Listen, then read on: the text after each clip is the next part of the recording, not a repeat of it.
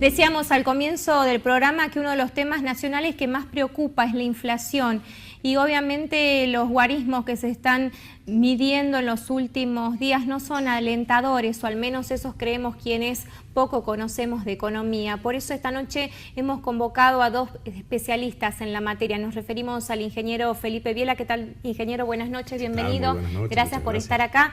Y el doctor Valeriano Colque. Gracias, Valeriano, por estar. Gracias por Bueno, a nivel nacional hablamos de un déficit fiscal que no desciende, el Fondo Monetario, como así también el Banco Mundial, que habla de la necesidad de restringir el gasto público. ¿Hacia dónde vamos? ¿El gobierno está encontrando el rumbo? Bueno, yo creo de verdad los últimos datos han dado una pequeña baja en el gasto, en el déficit fiscal primario, o sea que sería una buena noticia. Pero en ¿Por qué definitiva, nos califican como que no descendemos el gasto? Lo que pasa es que en definitiva el gasto y otros parámetros se miden en relación a lo que es el PBI, ¿no es cierto? Las medidas que está tomando el gobierno, que supuestamente en algunos rubros son escalonadas o son suavizadas, no las ha tomado en combatir el gasto público. Entonces, la baja de dicho gasto es mucho más lento que otros parámetros, ¿no es cierto? Entonces va a llevar un tiempo muy importante en base a este programa, un equilibrio fiscal. Y eso es lo que, en mi opinión, están viendo los analistas del Fondo Monetario y otros organismos, ¿no? ¿Tenemos un programa de gobierno en materia económica? Hay un programa. El programa está orientado a bajar la inflación, crecer la economía y a bajar el déficit fiscal. Los problemas que tiene en este momento la economía y sobre todo la inflación, ¿no es cierto?, es el problema del déficit fiscal. Justamente porque el déficit fiscal, ¿cómo lo financia? Lo financia con emisión monetaria, que se está emitiendo moneda no de lo que se emitía con el gobierno anterior, ¿no es cierto?, y evidentemente te genera un poco de inflación. Segundo, lo financias con endeudamiento, que el endeudamiento tiene un límite, porque vos no podés endeudarte mucho porque después hay que pagar. Y tercero, con mayor creación de impuestos. Entonces estamos ya abarrotados de impuestos. Entonces yo creo que el tema el gobierno está tratando, por eso corre contra, digamos, a gran velocidad en el sentido de que busca el endeudamiento para financiar momentáneamente el gasto público, y él es consciente de que el endeudamiento no es bueno a mayor cantidad. ¿Por qué? Porque espera bajarlo al gasto público, con eso baja la inflación, y si mantiene el crecimiento del 2,7 como se habla para este año de la economía y otro tanto para el año que viene, eso ayudaría a bajar el déficit fiscal. El déficit fiscal, como dijo acá el ingeniero, bajó un punto y este año está previsto bajar otro punto. Evidentemente es muy difícil bajar el déficit fiscal de golpe, porque además del déficit fiscal no solamente el gobierno nacional, el déficit fiscal es consolidado. Están las provincias, los municipios y las empresas privadas. Estamos todos endeudados. Claro. Ahora, ¿qué hacemos, no, ingeniero, cuando el ciudadano común ve que la inflación no desciende, que obviamente a nivel nacional e internacional lo que había anunciado el gobierno de bajar algunos puntos no va a ser la proyección de acuerdo a la última medición? ¿Vamos a tener este índice de precios en crecimiento hasta fin de año o puede haber una merma a partir de julio como prevé el gobierno o las autoridades de economía? Mira, es probable, todo indica eso por lo menos, que a partir de junio, o sea los índices de mayo, empiecen a bajar. ¿Por qué? Porque en definitiva los ajustes más importantes en todo lo que tiene que ver con tarifas y otras variables que se han escapado, el petróleo también ha subido mucho, han tenido un impacto en este primer trimestre. Pero por ejemplo, el mes que viene, yo estaba analizando un poco los datos cuando los otorgó el INDEC.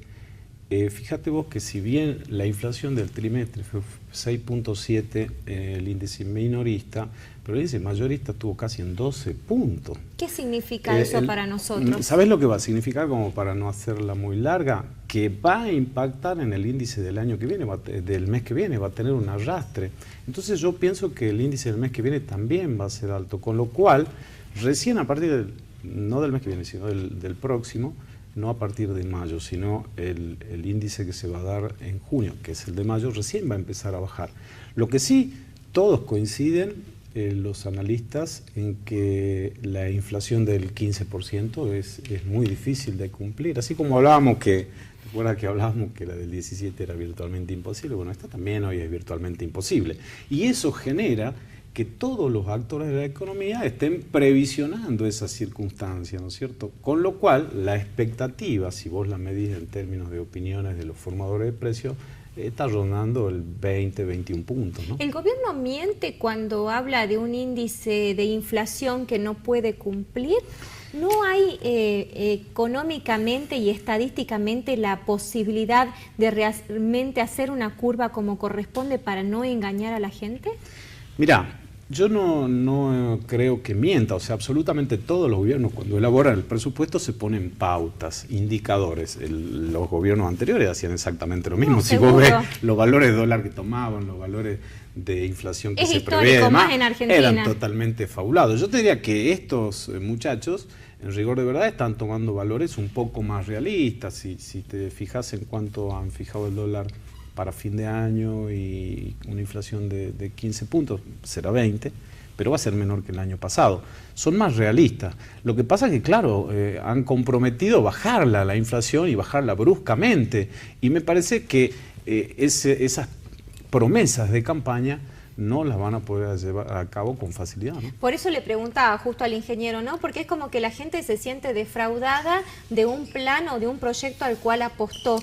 ¿Usted cree que esto va a variar? ¿El dólar va a llegar a los 30 pesos a fin de año? No, como dicen no. algunos economistas, los de la oposición al menos. No, el dólar no va a llegar y tampoco, vos fíjate que el Banco Central no está interviniendo tampoco ahora, ni mucho menos está subiendo la tasa de interés para que el dólar no se atrase, ¿no es cierto? Entonces, evidentemente, el dólar puede llegar a los 21, a lo sumo 21.50 a fin de año, estimo yo. Y la inflación creo que va a andar en el 19, 20, y si vos la comparás con la inflación del año 2016 del 41% y bajarla casi al 25, son 16 puntos. Y si la bajás de casi el 25 al 20 o 21 son otros 4 o 5 puntos, es gradual.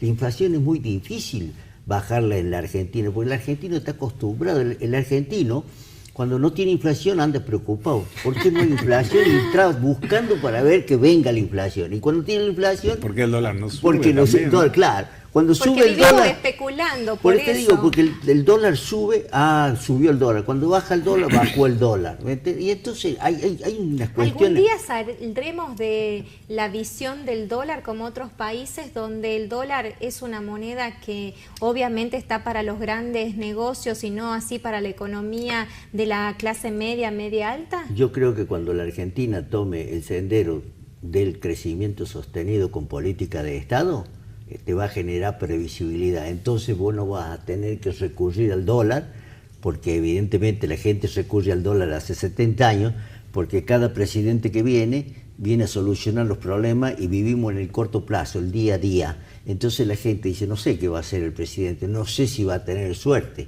Encima somos exististas los argentinos, entonces digo, yo por las dudas me cubro. El empresario siente un ruido por ahí que dice que va a subir tal cosa, yo subo, pero porque escuché que va a subir. Después cuando sube, vuelve a subir. Entonces, evidentemente, los gobiernos así que son de cortoplacista no tienen éxito en el futuro y evidentemente la gente no le genera confianza porque no sabe qué es lo que va a pasar. En cambio, cuando vos tenés política de Estado de mediano y largo plazo, sos previsible, porque ya sabés cómo va a pasar eso. Recientemente se ha publicado un ranking de calidad institucional donde Argentina ascendió 19 lugares, quedando en el lugar de 191 de 299 países, o sea que no estamos muy bien catalogados. Sin embargo, calidad institucional también es calidad de vida y eso va aparejado con una política económica. Bueno, cualquier indicador que sea positivo impacta de alguna manera en la economía. Fíjate vos que cuando en el exterior Argentina mejora su calificación y estos indicadores ayudan a eso, en definitiva puede tener un impacto en el mediano plazo en el riesgo país, lo cual la tasa a la que le prestan a Argentina baja y qué sé yo. Pero en rigor de verdad, como decía recién el doctor, los argentinos pensamos en el día a día y no estamos muy preocupados por la calidad institucional. Y la realidad hoy es que... Pero así nos va también. Sí, así nos va, pero también me parece que a veces el gobierno, en este caso el gobierno del ingeniero Macri, algunas cuestiones no las está pudiendo alinear. Uno de ellos es el tema de las tarifas. Fíjate vos que acá hay una doble imposición que tiene el consumidor, porque por un lado le han subido la tarifa de una manera impresionante, ¿no? Pero eso implica de manera indirecta el cobro de un montón de impuestos nuevos, o sea, en mayor cantidad. Si el gobierno hubiera, para eliminar los subsidios, incrementado las tarifas y de alguna manera la componente fiscal, que en muchos casos, bueno, he sabido que llega a más de 30 puntos, la hubiera mantenido al mismo valor, no hubiera recaudado, en ese caso por esta vía, pero tendríamos una tarifa morigerada. Se ha equivocado, ¿no?, el gobierno con esta yo creo, medida para usted. Yo creo que... De hecho, hoy día el Congreso no pudo tratar una reforma. Mañana hay una reunión muy importante con el principal bloque oficialista. En mi opinión es que el ingeniero Macri es una persona que realmente va a tomar una intervención en esto y creo que va a apuntar a esto que te digo, o sea, a buscar eliminar o disminuir la componente impositiva en las tarifas, porque en definitiva no era el objeto de subir las tarifas recaudatorio, el objeto era tratar de eliminar los subsidios, ¿no es cierto?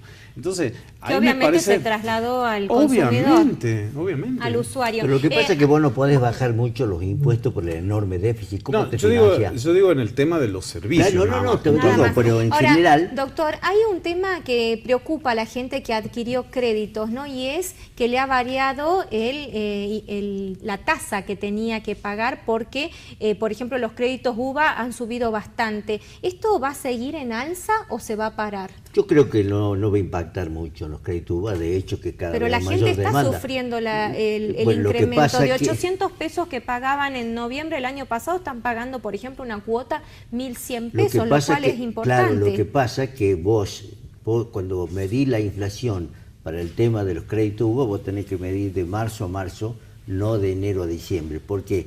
Porque a partir de marzo es donde se vienen las paritarias y se ajustan los salarios.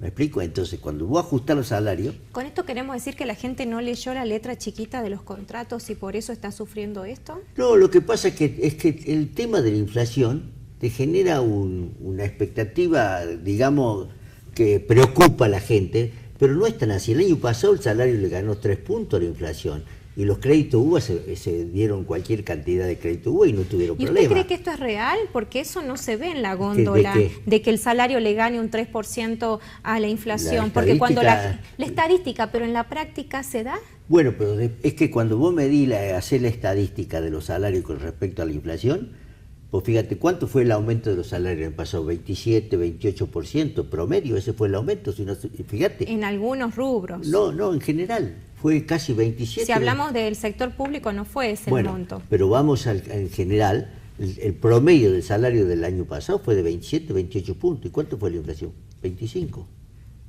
24,8. Entonces ahí tenés una diferencia de 3 puntos. Lo que pasa también a veces es que la estadística... Al ciudadano no cierra los números, ese analizada es el así problema. en frío, Claro. a veces te genera percepciones que son equivocadas, ¿no es cierto? En relación al tema de los créditos, te quiero decir algo. Desde nuestro punto de vista hemos estado haciendo un análisis y la suba de las tasas del Banco Nación va a implicar necesariamente un incremento de los ingresos en los nuevos tomadores de crédito. Van a tener que tener ingresos más altos. Claro, van a tener un 30%, es se muchísimo. calcula.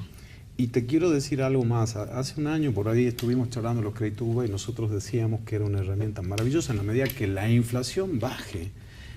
Hoy ya todos los estudios demuestran que si vos tomabas un crédito a una tasa normal, alta, pero fija, comparado con el UVA, ya la cuota en UVA ha subido.